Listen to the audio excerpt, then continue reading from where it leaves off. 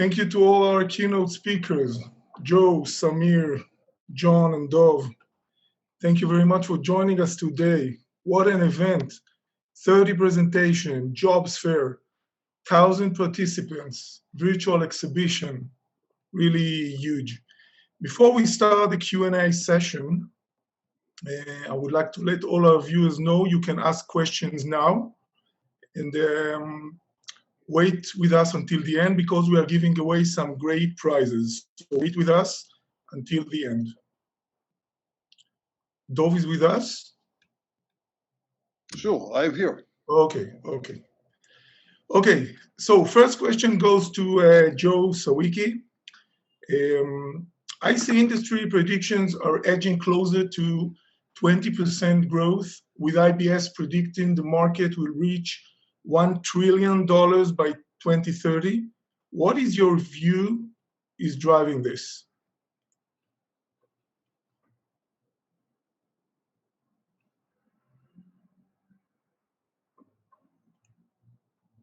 Joe? Joe, if you could unmute, please. The story of team meetings, people being on mute far too often. Yeah, it's an interesting question. Certainly an exciting forecast when you start looking at $1 billion semiconductor market. Clearly what we're seeing is trends that have been going on for a while in terms of digitalization, smart systems, increasing capabilities across the board in products being delivered outside the traditional high-tech space. And they've all been accelerated by a decade from what we've gone through in the last year in terms of COVID. And so if you look at the effect that's had not only on aspects of delivery communications, servers, PCs, but also what it does in terms of driving new ways of doing data processing, you end up with a market that I don't really think could be a whole lot more exciting in terms of what's going to be happening for the semiconductor market over time. Okay, great. Thank you, Joe. Next question goes to Samir Patel. Samir, what will it take to horizontalize the chip design segment? All right, so Shuka, if I take TSMC and horizontalization of manufacturing as an example, instead of capital, what will be required is cooperation between various different countries, like companies across geographies. The other two ingredients beyond cooperation between various teams will be innovation. As always, in anything that you do in a new way, innovation is required. Here, what will be essential more than just the technological excellence that kept the geometry kind of becoming finer and finer. What will be required here even is business model innovations. Do we do the, just to give an example, do we do the chip design as NRE plus, I mean, you take all the risks up front and then only you kind of make your operational profit later on? Or do you want to amortize the upfront investment in in IPs and products across the life of the product or the life of the IP? And finally, what you need is excellence, right? I mean, you cannot have a subpar product and say that, I'm doing it in the new way, so please give me a break. The only challenge now is how do you achieve this excellence across a multi-company, multi-team that has to come together for a given project. So it would require a lot broader cooperation and still the like a pursuit of excellence that we all have been doing it for decades. And obviously the innovation is more important going forward. Thank you, Samir. I know that you hold this vision for quite some time now, and I hope it will become true, mainly due to cooperation between Israel and India and semiconductor industry. Thanks. Next question goes to John Koeter. Which process technology do you see trending in high-performance computing SoCs, and how is it affected by die-to-die implementations? Oh, thanks. That's a great question. So what we are seeing increasingly in high-performance computing applications is that there is a trend towards splitting large die into two separate dies, and those are continuing to march down Moore's law very aggressively. For example, the main server chip today might be in a 5 nanometer type of technology moving into a 3 nanometer technology, but some of these chips are just so large that they're hitting the reticle limits and need to be split apart and connected with very, very high speed and low latency die-to-die interconnects. But there is another fundamental use case where we call it the system in the package is becoming the new SoC, where it's a heterogeneous use case where a portion of the SoC, let's say the servers continue to march down Moore's law, but the I/O chips continue to be in a, I wouldn't call it a mature process technology, but let's say a 12 nanometer or a 7 nanometer type of process technology. So you may have the main server going to 5 nanometer, 3 nanometer, and you may have a variety of I/O modules around it that may be in a 7 or 12 nanometer technology. Okay, great. Thank you, John. And now a question to Dov Moran. Dov Moran will always remain my first employer in the semiconductor industry. This will never change, Dov. So now in Growth Ventures, we know that your VC is focusing on semiconductor. Can you explain why? Well, first, we are not doing only semiconductor investments, but this is clearly one of the main subjects we are focusing at.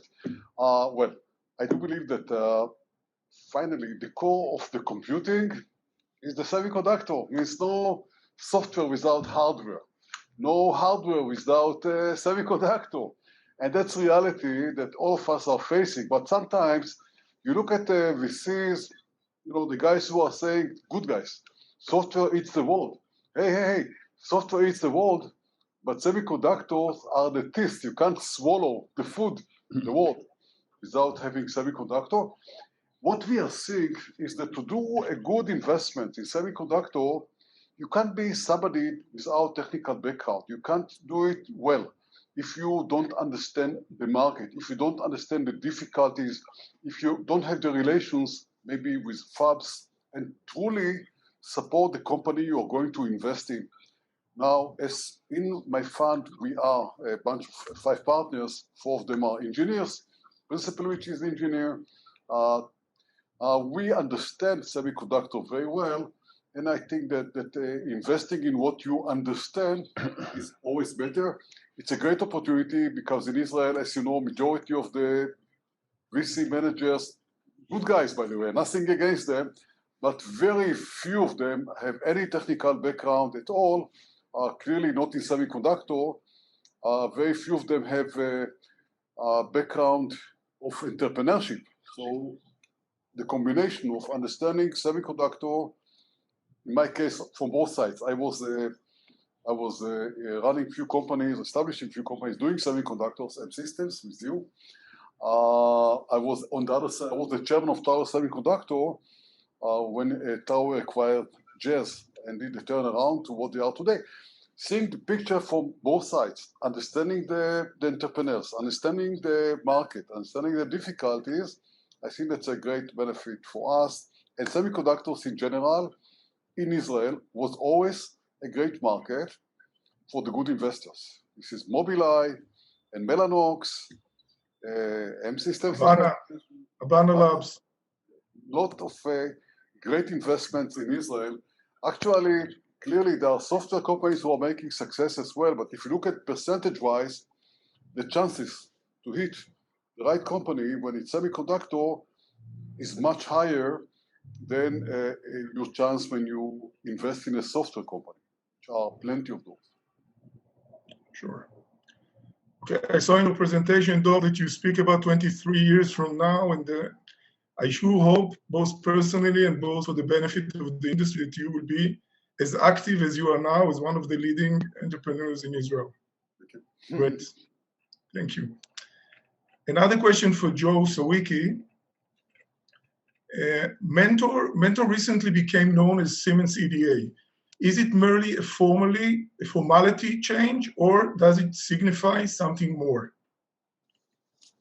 Yeah, thanks for the question. I'd really great timing having Dov answer the question before this, because I'd really leverage off of what he was talking about. If you look at the entire rationale behind Siemens buying Mentor back 4 years ago, and quite frankly, the market, I think, was advised would be a charitable way of putting that. Really, it involved a vision around being able to do validation and modeling of a digital twin for complex smart systems.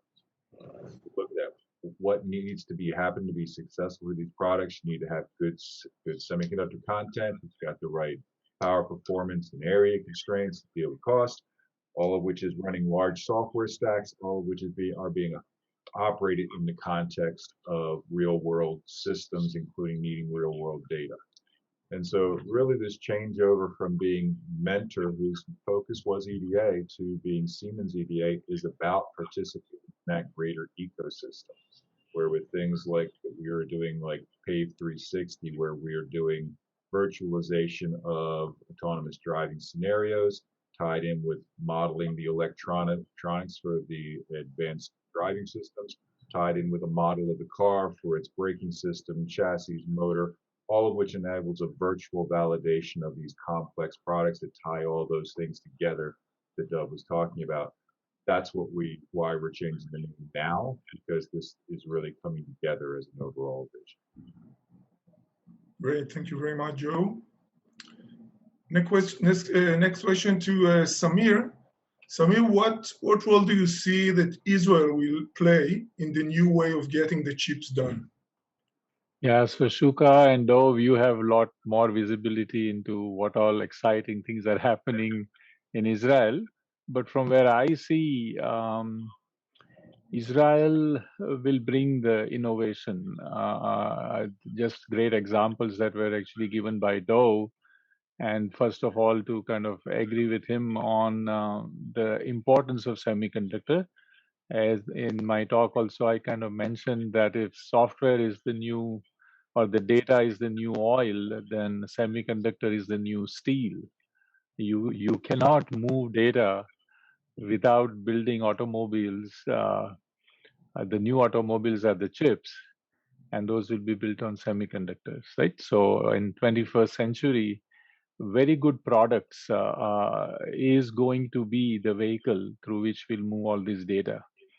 And if I see right now, all exciting semiconductor startups, if I look at which country, definitely from per capita point of view, but even overall absolute number wise, Israel is leading with actually product innovation.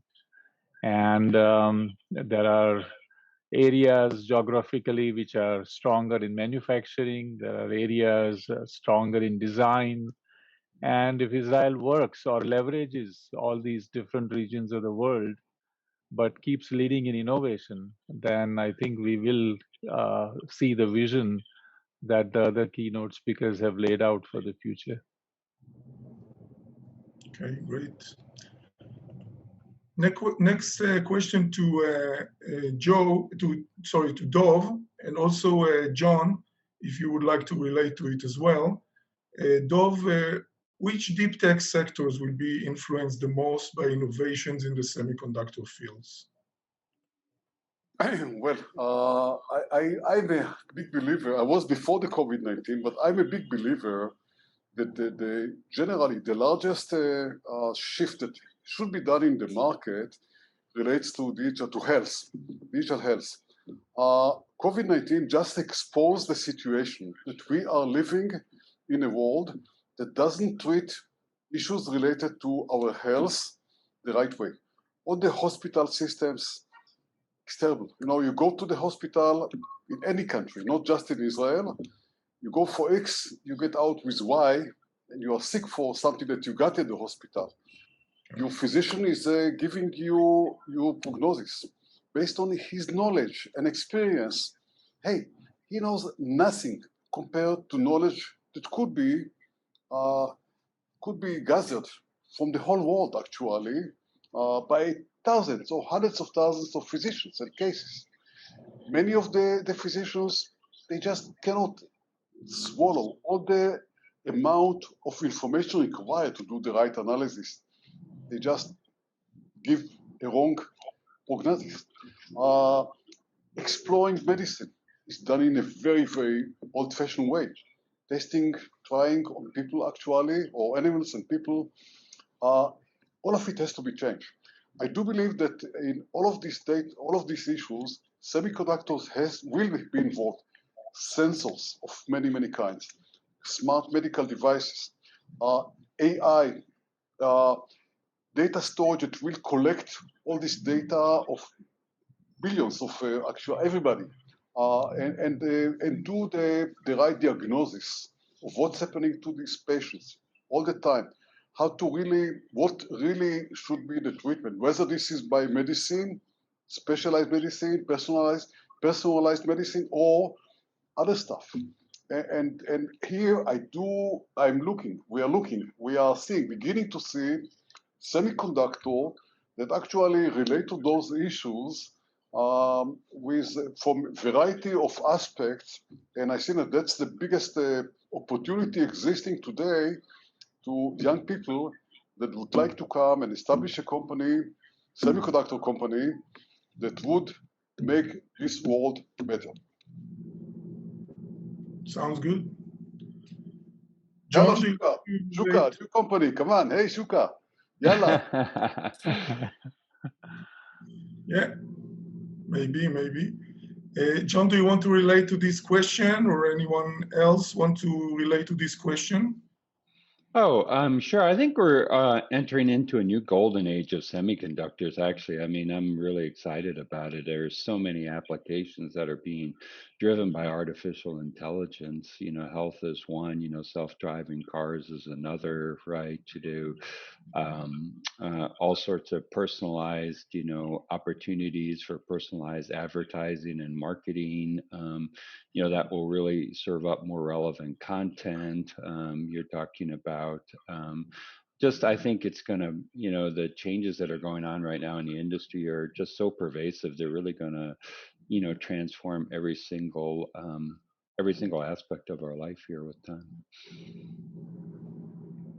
Okay, can I have one more sentence? Sure. Yeah. I actually talking to the rest of the guys, not. I know Shuka from 20 years ago when he came to work for me at M Systems. And Shuka is a great engineer. I loved his work. He really did a very, very good job in his work. But then one day I approached him and I said, Shuka, I have an offer for you. And my offer to him was to become our, Shuka, what was it? HR manager. VP of HR. VP of HR. And he said, Dov, I'm an engineer. Why do you want me to become VP of HR? Well, I wanted him to become VP of HR because he is an amazing person, mensch, they say. And one thing we have to understand, the most important stuff for you guys, the guys who are semiconductors engineers watching this, the most important part, end of the day, is people. Who are the people? Not the geometry of the chip, not the application, not the market. Is the people. Who are you? Who is in your team? How do you treat each other? How do you treat your customers and investors? So never forget it. People first. Yes. Thanks, Dov. This was our slogan in M System. People first. Your slogan. Yeah. No. It has to be important all along the way. We have a question from the audience now regarding the technological nodes. What is beyond 3 nanometer or 1 nanometer on silicon fab? Are we going to see new materials for mainstream fabrication, or are we going to just improve the yields on these nodes? If anyone wants to relate to this.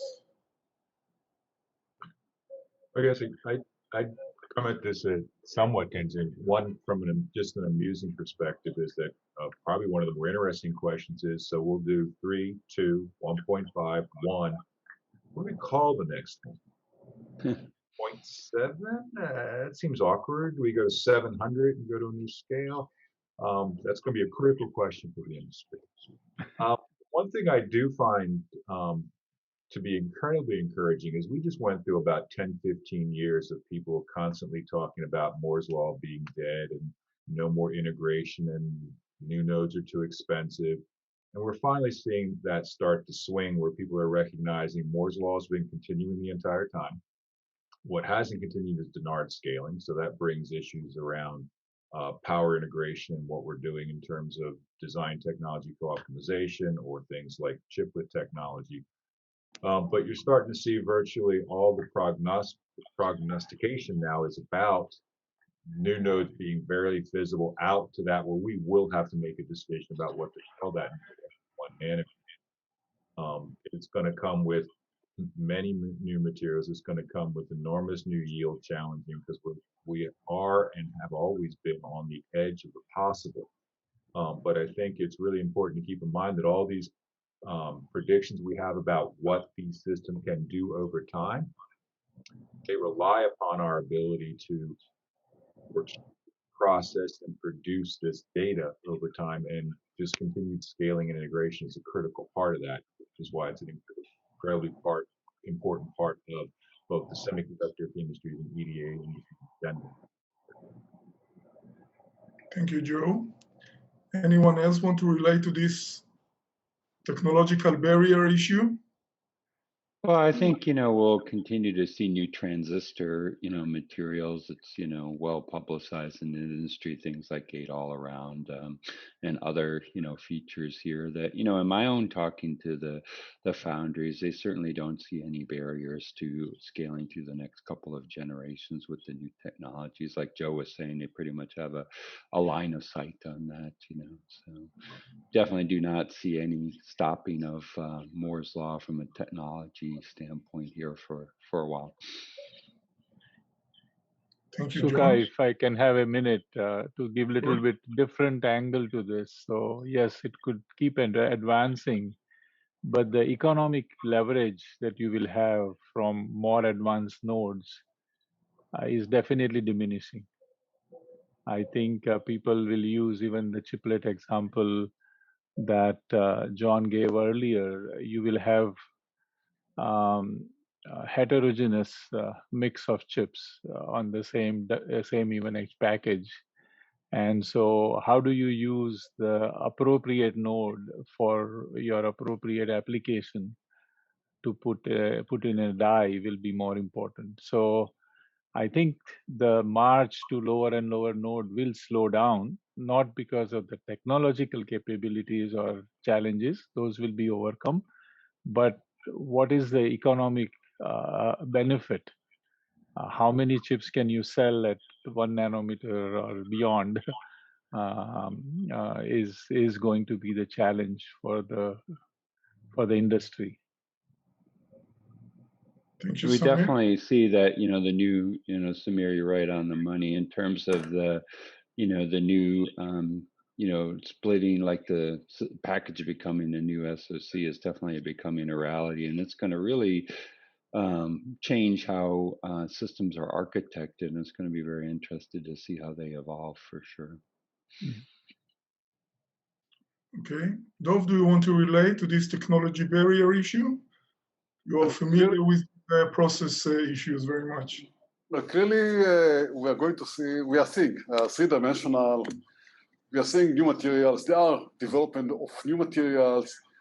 We are seeing something which wasn't discussed. It's quantum machines and quantum computing, which is going to be part of our life. Maybe not a year or 5 years from today, maybe 7 years or 10 years from now. And clearly, this world is full of new inventions, new ideas. Very happy to be here and experience that. So I do believe that this is a very live industry with many good people and many great scientists and inventions that would come and change, won't really make it totally different, but will take it to the next stages. Great. Okay, I think that this concludes our Q&A session. If no more questions from the audience, thank you very much, Dov, John, Samir, and Joe, for your contribution. Thank you very much.